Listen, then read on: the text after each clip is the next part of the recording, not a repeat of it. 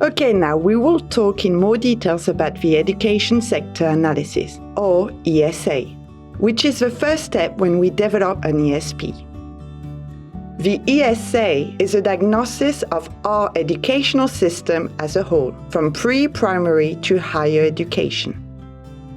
It looks at the evolution of the sector over the last 10 years, its weaknesses, strengths, and its pockets of inefficiencies. Based on this analysis, we can then identify the major issues and from that develop major policies.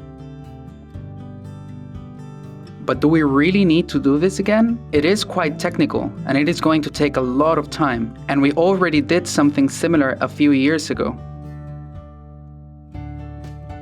This is non-negotiable.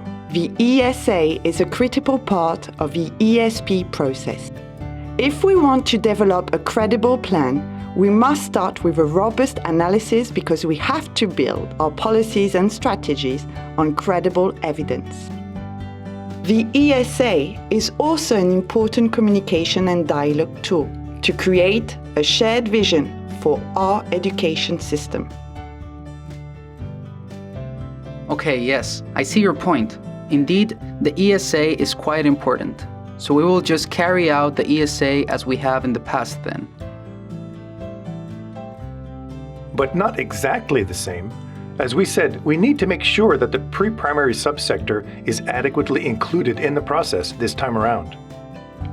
Could we briefly discuss what aspects we need to look at for the pre-primary subsector?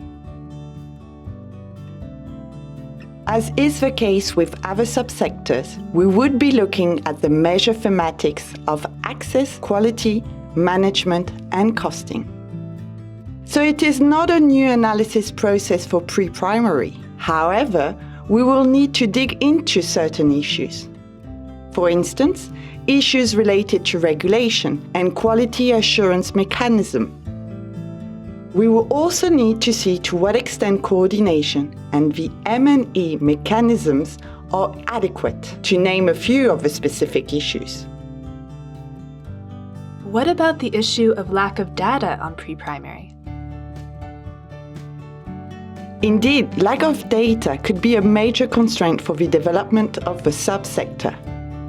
However, we will be able to propose accommodations to fill certain major information gaps. If time and resources permit, we will conduct additional specific studies. If not, we will flag the gaps during the ESA and then conduct the studies during the ESP implementation.